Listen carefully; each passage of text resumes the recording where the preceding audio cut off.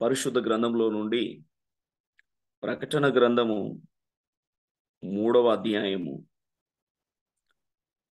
The book of Revelation chapter 3 verse 10 3వ అధ్యాయం 10వ వచనం. నీవు నా ఓర్పు విషయమైన వాక్యమును గైకొంటివి గనుక భూనివాసులను శోధించుటకు లోకమంతటి మీదికి రాబో శోధన కాలములో నేను నిన్ను కాపాడెదను. భూనివాసులందరి మీదికి శోధించుటకు లోకమంతటి మీదికి రాబో శోధన కాలములో నేను నిన్ను కాపాడెదను. నా ప్రియమైన దేవుని బిడ్డలారా, గతించిన సంవత్సరం అంతయు అనేకమైనటువంటి బలహీనతలు, అనేకమైనటువంటి అనారోగ్య పరిస్థితులు, కుటుంబ సమస్యలు, ఆర్థిక పరమైనటువంటి సమస్యలు మనల్ని ఎంతగానో కృంగదీసి ఉండవచ్చు. అయినప్పటికీ దేవుడు తన కృపాహస్తమును అందించి లేవనెత్తి మనల్ని ఈ రీతిగా ఈ నూతన సంవత్సరంలోనికి క్షేమముగా తీసుకొని వచ్చాడు. ఆరోగ్యం ఇచ్చాడు. ఆయన సన్నిధానంలో ఆనందిస్తూ ఈ నూతన సంవత్సరంలోనికి రావడానికి దేవుడు కృపనిచ్చాడు. నిజంగా దేవునికి మనం ఏమిచ్చినా రుణం తీర్చుకోలేం. ఆయన మన పట్ల ఆయనకున్నటువంటి వాత్సల్యత, మన పట్ల ఆయనకున్నటువంటి ఆ గొప్ప ప్రేమను నిజంగా మనం అందరము తలపోసుకొనొచ్చు. ఆయనకు ఒక నిజమైనటువంటి కృతజ్ఞతాస్తుతిని మనం చెల్లించవలసిన వారమై ఉంటున్నాం. ఎందుకంటే దేవుడు మన యుద్ధ నుండి కోరుకునేది అదొకటే, కృతజ్ఞత కలిగినటువంటి జీవితాన్ని దేవుడు కోరుకుంటాడు, ఆయన ఇష్టపడతాడు. అందుకే ఈ యొక్క నూతన సంవత్సరంలో మనం అందరము కూడా అటు కృతజ్ఞత కలిగినటువంటి జీవితముతో దేవుని మహిమపరిచినట్లయితే, దేవుడు అంటున్నాడు, రాబోవు శోధన కాలంలో కూడా నేను నిన్ను కాపాడెదను అంటున్నాడు. దేవునికే మహిమ కలుగును గాక. హల్లెలూయా. నా ప్రియమైన దేవుని బిడ్డలారా, దేవుడు మనలను కాపాడుతానంటున్నాడండి. నిజంగా ఆయన కాపాడితే ఎట్లా ఉంటది ఒకసారి ఆలోచన చేద్దాం. ఆయన కాపాడితే ఎట్లా ఉంటది? ఇశ్రాయేలు ప్రజలను ఎర్ర సముద్రంను అడ్డొస్తే ఎర్ర సముద్రాన్ని 2 పాయలు చేసి ఆరిన నేల మీద నడిపించాడంట. ఒకసారి ఆలోచన చేయండి. ఆరిన నేల మీద నడిపించాడంట. అంటే ఇప్పుడు వాళ్ళ కాళ్ళకు తడి కూడా అంటకుండా దేవుడు కాపాడాడు, క్షేమంగా నడిపించాడు. అదే ఐగుప్తీయులు మరలా అదే సముద్రంలోనికి వచ్చేసరికి వాళ్ళందరినీ ఆ సముద్రంలోనే ముంచివేసి హతం చేసేసాడు. నా ప్రియమైన దేవుని బిడ్డలారా, ఈ అద్భుతమైనటువంటి సన్నివేశాన్ని ఒకసారి మనం ఊహించుకుంటేనే అబ్బా అంటాము. అయితే అనుభవించినటువంటి ఇశ్రాయేలు జనాంగము నిజంగా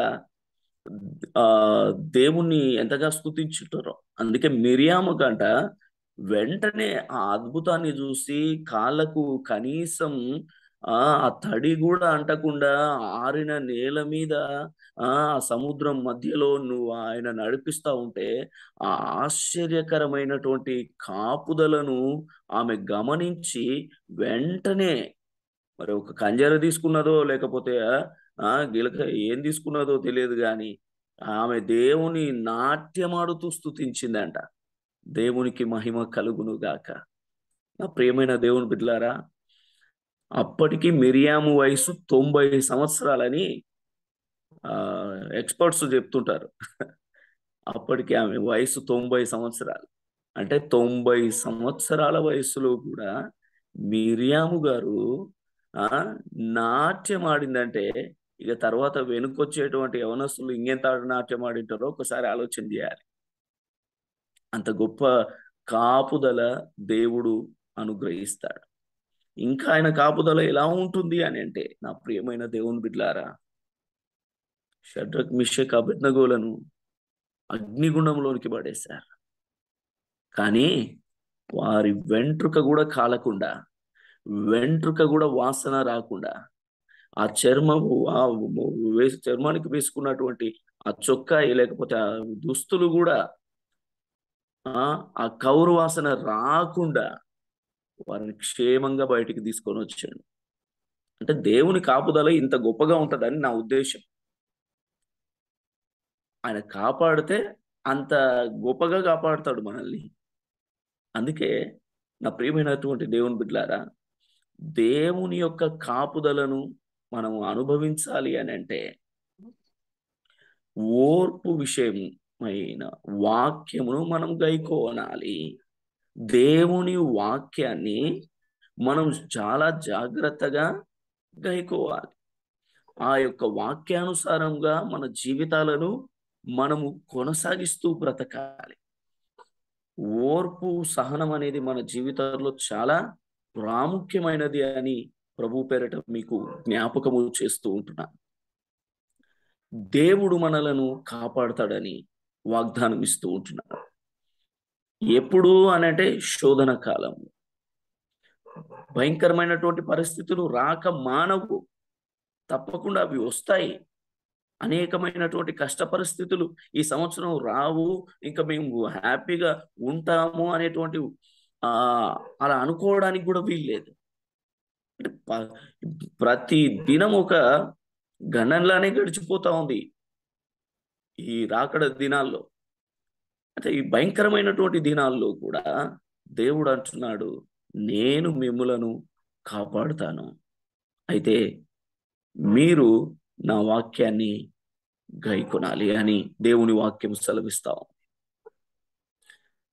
ఎలా కాపాడుతాడంట ఆయన అంటే, ద్వితీయోపదేశకాండం 32వ అధ్యాయం 10వ వచనంలో, ద్వితీయోపదేశకాండం 32వ అధ్యాయం 10వ వచనంలో ఓ అద్భుతమైన మాట వ్రాయబడ్డది అక్కడ.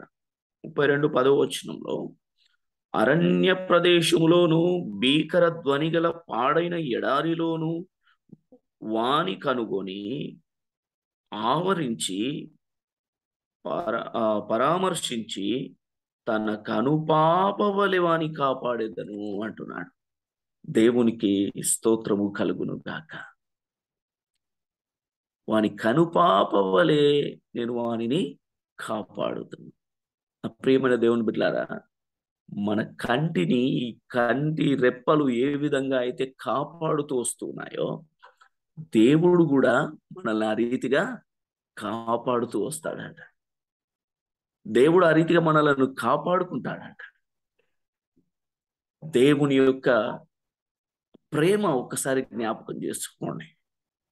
అంటే ఒక క్షణమైనా కూడా దేవుడు మనల్ని విడువక ఆయన మనల్ని కాపాడుతానని దేవుడు మనకు ధైర్యాన్ని, అభయాన్ని ఇస్తూ ఉంటున్నాడు. అందుకే ఓ భక్తుడు ఈ రీతిగా పాట పాడాడు.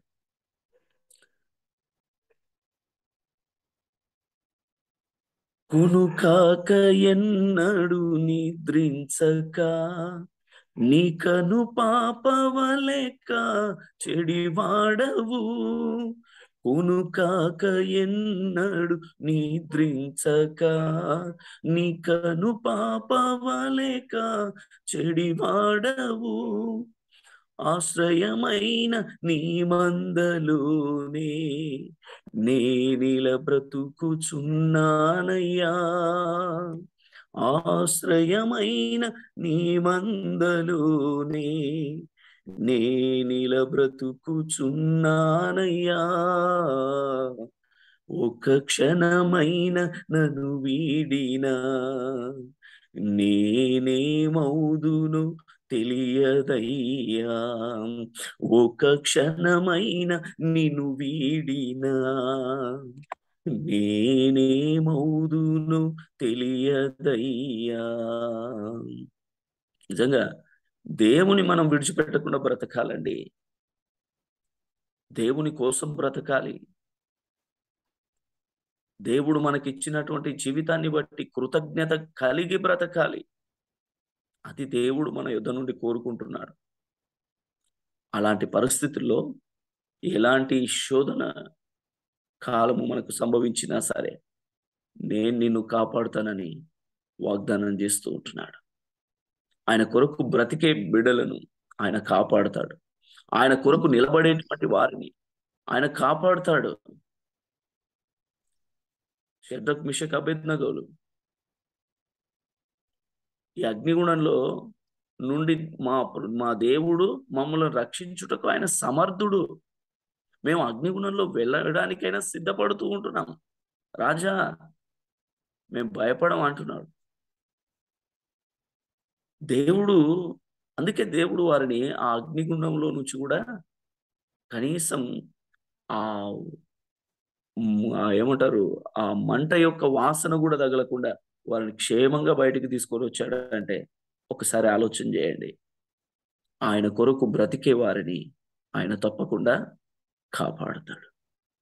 హిజ్కియా భక్తుడు, అయా, ఆ మరణకరమైనటువంటి రోగం వచ్చినప్పుడు యెషయా ప్రవక్త వచ్చి, నీవు చావబోతున్నావు, నీ జీవితాన్ని చక్కబెట్టుకో, నీ ఇంటిని చక్కబెట్టుకో అని చెప్పినప్పుడు ఒక్కసారి గోడ వైపుకు తిరిగి, అయ్యా, యథార్థవంతుడనై నీ సన్నిధిని నేనెట్లు నడుచుకుంటునో ఒక్కసారి జ్ఞాపకం చేసుకో ప్రభువా అని తన యథార్థమైన జీవితాన్ని దేవునికి జ్ఞాపకం చేశాడు.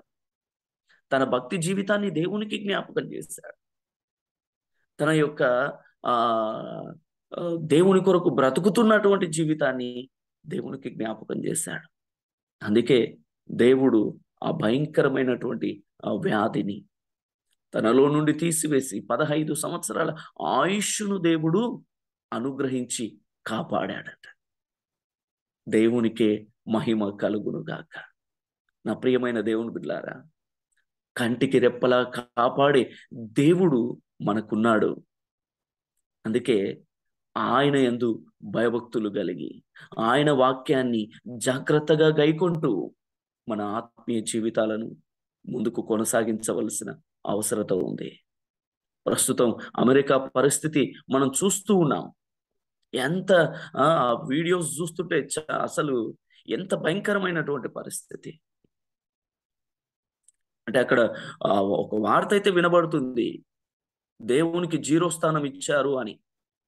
అది ఎంతవరకు వాస్తవమో ఐ డోంట్ నో, నాకైతే తెలియదు. కానీ నా ప్రియమైన దేవుని బిడ్డలారా, అంటే ఒకవేళ అలాంటి గర్వము, అలాంటి విర్రవీగుడు అనేది మన జీవితంలో ఒకవేళ కనిపిస్తే తప్పకుండా నాశనానికే.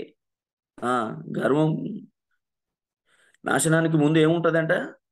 గర్వం ఉంటదంట. అందుకే అలాంటి భయంకరమైనటువంటి పరిస్థితులు మన మీదికి రాకుండా ఉండాలి అని అంటే, అలాంటి భయంకరమైన పరిస్థితులు వచ్చినా మనం కాపాడబడాలి అంటే మనం ఒకటే, ఆయన వాక్యాన్ని మనం గైకొంటూ బ్రతకాలి. వాక్యమనగా ఆది యందు వాక్యం ఉండెను, వాక్యము దేవుని యొద్ద ఉండెను, వాక్యమే దేవుడై ఉండెను. అంటే ఇప్పుడు మనము వాక్యముతో కనెక్ట్ అయి బ్రతకడం అంటే దాని అర్థం ఏంటి తెలుసా? దేవునితో కనెక్ట్ అయి బ్రతకడం. దేవుని వాక్యానుసారంగా మన జీవితాలను దిద్దుకుంటూ బ్రతకడం. అలాంటి పరిస్థితుల్లో దేవుడు తప్పకుండా మనలను కాపాడుతానని వాగ్దానము చేస్తూ ఉంటున్నాడు. ఇంకా ఆయన కాపుదల ఎలా ఉంటుందంటే అంటే యెషయా గ్రంథం 31వ అధ్యాయం, యెషయా గ్రంథం 31వ అధ్యాయం 5వ వచనం, 31వ అధ్యాయం 5వ వచనం.